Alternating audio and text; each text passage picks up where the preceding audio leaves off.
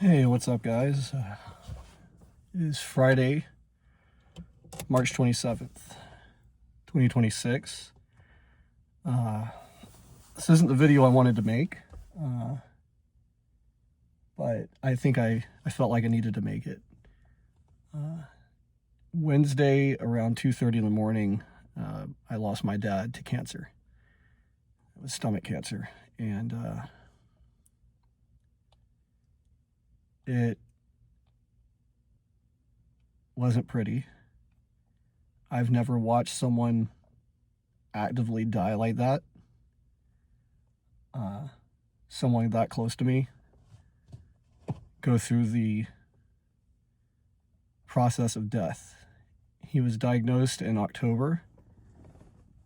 He was given 6 rounds of chemo. His body only allowed him to get through about 3 before the treatment started tearing his body apart worse than the cancer itself.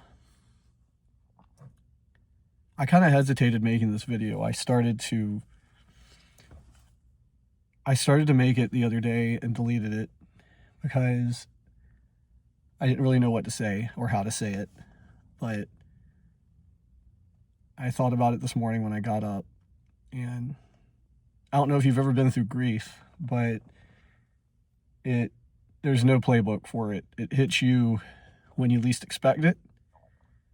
You might see something, you might hear something, smell something, and all of a sudden you're overcome with unexplainable sadness. And that's kind of what I'm going through right now. Today is the first of the memorials that are planned. Tonight I have to go to the funeral home where close family and friends are being invited for a visitation. And then my dad was Catholic, so there's a church service on Friday, or excuse me, tomorrow. I've got my days mixed up. It's been a blur. And then Monday, there's a graveside service at the cemetery. I wanted to make this video because I wanted to tell you guys about how no one can warn you or prepare you for watching a close loved one actively die. There's hospice books written on it. There's Reddits, there's YouTube videos, all sorts of stuff. Some of it, yeah, it's going to give you tips and things to look for, but none of it prepares you. Up until about a week ago, I thought my dad had some fight in him. I thought, you know what, he's a fighter. He's going to get through this. He's going to persist, and we got some time left. That all stopped this past Sunday night. Mom texted Saturday night saying, guys, I don't think he's got much time left. And they called his priest over to give him last rites, and he made it another night. I came over the following day, and it wasn't him anymore. He was breathing, but as you start to actively die, your organs in your body take away little muscles that you take for granted and seeing, keeping your eyes aligned, keeping your eyes open, keeping your mouth closed. All that goes away. And in the process, your body, being an educator and a teacher, I always try and look at these things from a logical perspective to help my brain sort of process everything that's happening in front of me to my dad. And basically, your body prioritizes breathing over all else and takes away functioning from all other parts of your body. So on this past Sunday when I went over there, that process had started. And my girlfriend said it's called active dying. Your body goes into a state of active dying. And I wasn't ready at all for that.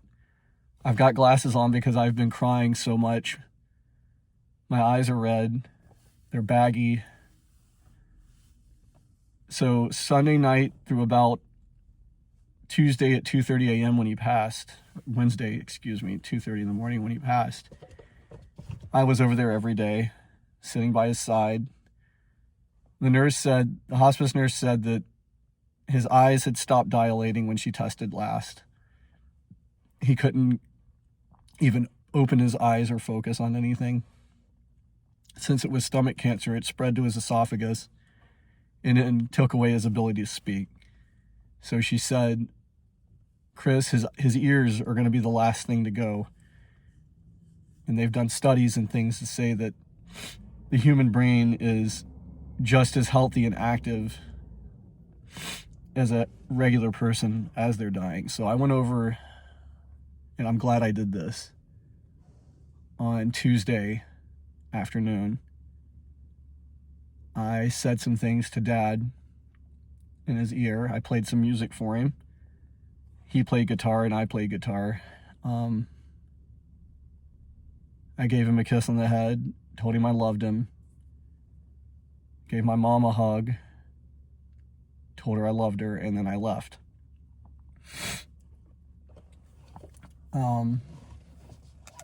I found out that night that they had a 24/7 hospice nurse doing shifts, and she was there, and he'd stopped breathing. So I wanted to make this video because my dad, he instilled in me a love of travel. And that's kind of why I started this YouTube channel to begin with. I have always had this bug for wanting to travel. But not just any traveling, not like, going on a cruise or, going and doing like one of those, self-care trips where you're getting massages and tans and all that kind of stuff. I like to go in the car and look for weird roadside attractions. And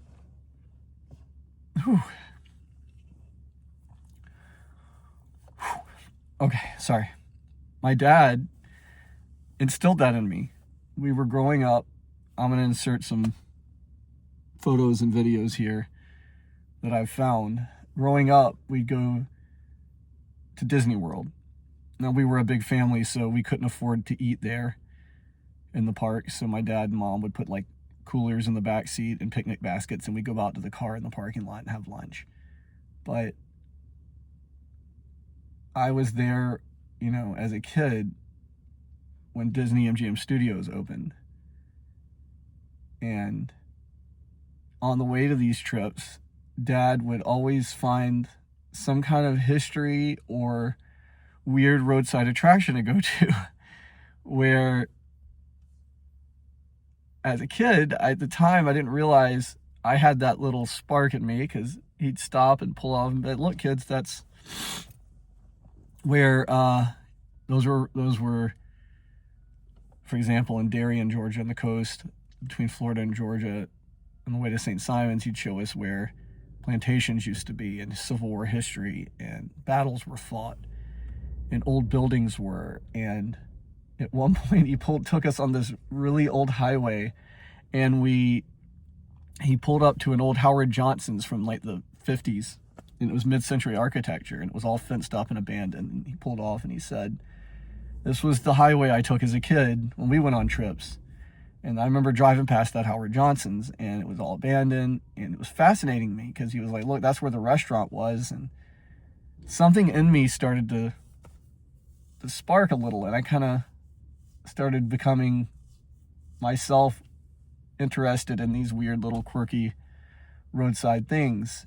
And at Disney, some people go to Disney, that's all they do is Disney. My dad, he made it a point, he's like, no, we're going to leave the parks Disney proper, and we're going to go outside Orlando and see what's there. And he found this place called Old Town in Kissimmee, and at the time it was Little Darling's Rock and Roll Palace, and then bought by Wolfman Jack, the DJ, and it was called like Wolfman Jack's.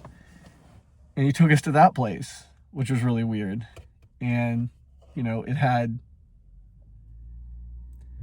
these like 1950s decor and stuff, and he liked those things. And I don't know if he realized he had a kid in the car who would kind of grow up and also like those things. And so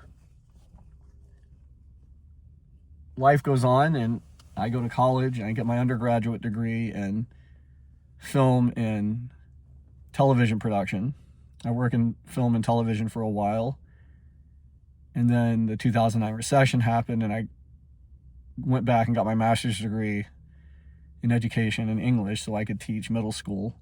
And that's what I've been doing. But I started thinking, I was like, a year or two ago, I guess it's been about a year, I said, you know what, I'm going to make a YouTube channel. I told my girlfriend, I was like, I want to travel. I want to go do the roadside attractions like Dad used to do. And I want to see these weird places, and I want to see these weird things.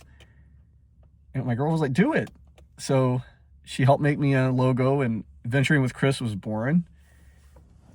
And yeah, it's a struggle for sure. But I'm not doing it because I want it to take off. I mean, that would be nice, but I'm doing it because I want to honor my dad and that what he put in me. I'm wearing my Cabazon Dinosaur shirt here from when I went into Cabazon, California, and visited the Pee Wee filming locations. And I told him about it, and he loved it. And I miss him. And they say that the grief that you carry for a loved one is love with nowhere to go. So you have sadness because your love for the person you lost has no place to go. I can't go laugh with him. I can't go show him, talk to him. When I went to Area 51, I remember I told him, I said, Dad, we're going to Area 51. And he goes, what do you mean? I said, well, we're going to go, there's a little restaurant called The Little Alien out there. We're going to go eat at it, and then you can drive up to one of the security gates. And I remember I told my dad, I said, I'm going to go, we're doing that. And he was so, like, he just lit up, and we just started talking. And I did it. I was like, yeah, the cameras followed us as you pull up. And I told him about the security gates and the camo dudes and the Ford Raptors that drive around. And he just loved it. And that's what I've been doing a lot. And I told Dad I'd go want to find a weird roadside attraction, and I'd send him the link to my video. And it just became easier to show him. And I went over there before all this cancer started, and he was still able to talk. Try not to cry.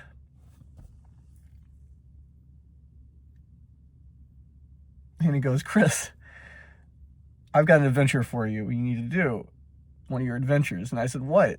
And he started telling me about the house that I was born in. He said there was a guy across the street, and I'm going to do a video on this. I just got to start planning it. He said there was a guy across the street that was that used to live there, that was a retired city crime boss from the 40s, 1946, and his name was Boss Kennedy. And apparently there were rumors that all the ill-gotten money he had raised was buried in a chest somewhere under that house across the street that I was born in. And he just started going on and on and on and telling me all the stories about this.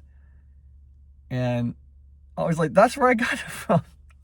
That's where I got this weird want to go to, you know, pull off on roadside attractions and look at the world's largest ball of twine, or look at an old abandoned hotel or an old abandoned neon sign. It was from him. And I think he was really happy that I was doing this YouTube channel. And since October, just watching this disease just eat my dad alive and take away the man he was wrecked me. It wrecked me. And these past 3 days, we went out to dinner as a family last night with extended family and stuff, and we inadvertently kept an empty chair open. We didn't plan on doing it. I think someone wasn't able to make it or something. We counted too many people, and there was just an empty chair there.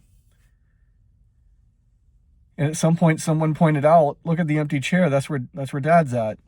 And he was the type of person that I used to call him Clark Griswold.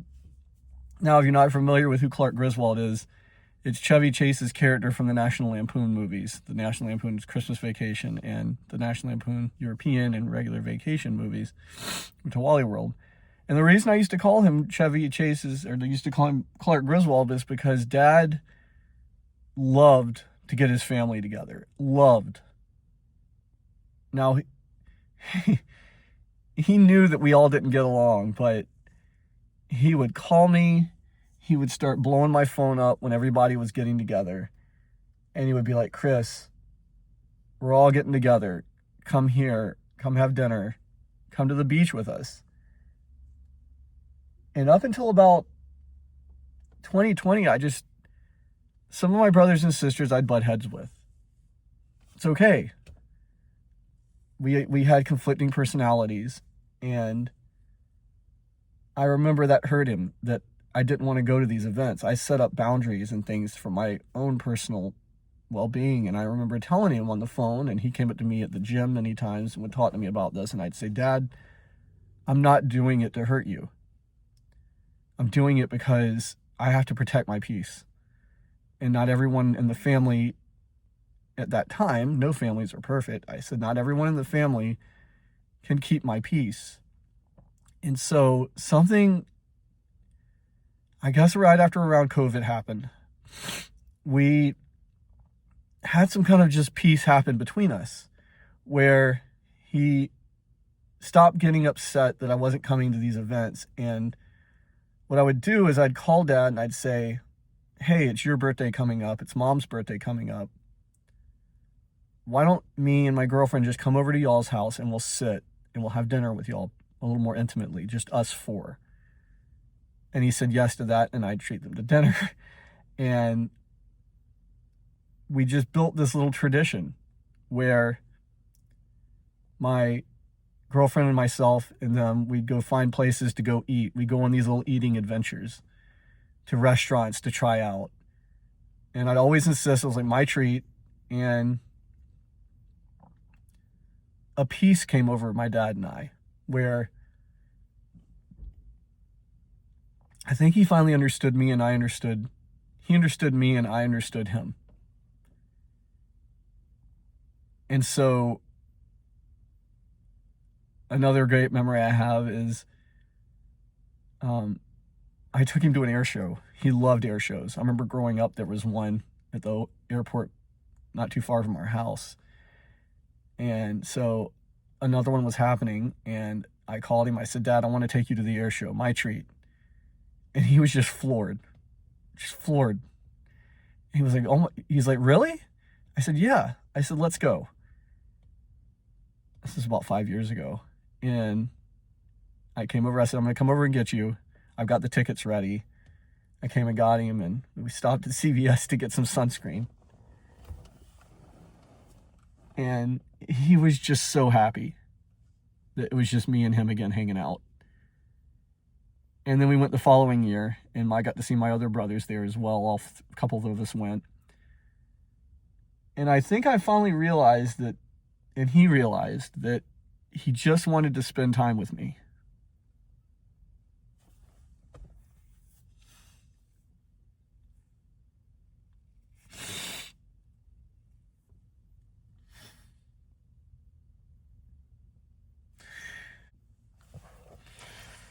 Sorry about that. and spending time with each. So we got to spend time together. Sorry, I had to stop recording. I was getting upset. And it was moments like those, I think we both realized as father and son, we weren't going to have a perfect relationship, but we could spend time together. And that was a gift. And we went from handshakes. It was very, Dad and I handshakes.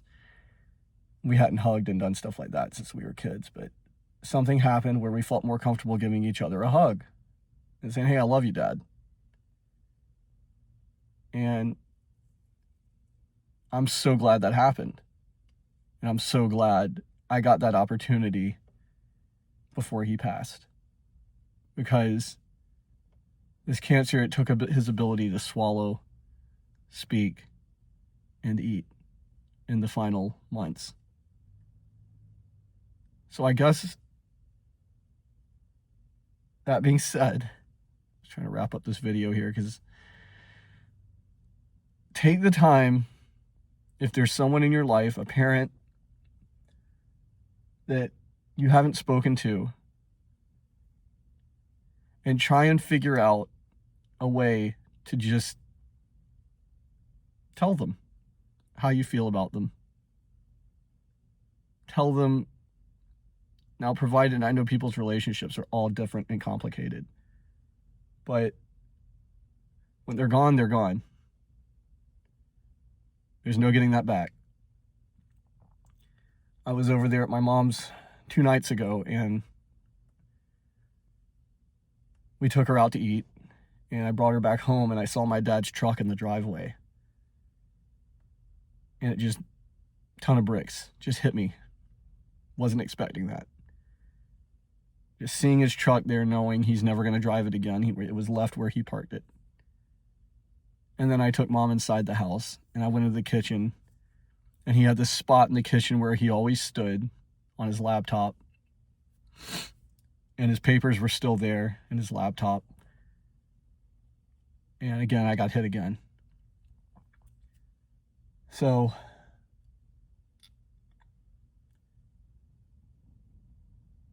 I've got a backlog of videos that I've recorded,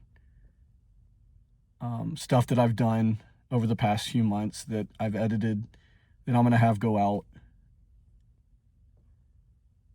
And I'm going to put together the video he suggested I do over the crime boss that the old crime boss's house that he lived across the street from. I'm going to do a video on that because the history of it's just insane.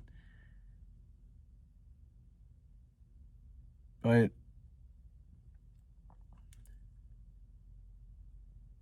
death is, it's so weird. Like your brain just can't fathom someone's here now and they're gone and they're not coming back.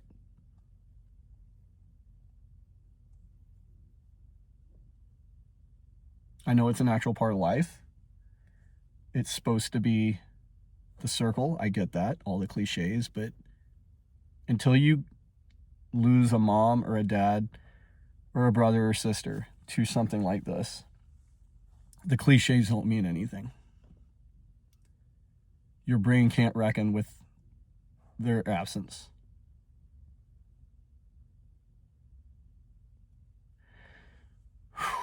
Anyways, I'm going to keep doing this YouTube channel. I don't care how hard it is. I don't care if my videos only get 10 views. I'm going to do this because my dad passed this to me. And I want to keep doing it because it was something he and I both shared, and it was a good memory. There were a lot of bad memories. I'm not saying our relationship was perfect, because it wasn't. But this was a good memory. Roadside trips. My Clark Griswold videos. My dad was Clark Griswold incarnate. Forcing the family to get together, even knowing that we all were, it's kind of a circus sometimes. He didn't care. He wanted us all together, and he was going to take his trip with his family. Love you, Dad. Thanks, guys. I'm sorry I'm blubbering and I'm rambling. I'll catch you guys on the next one.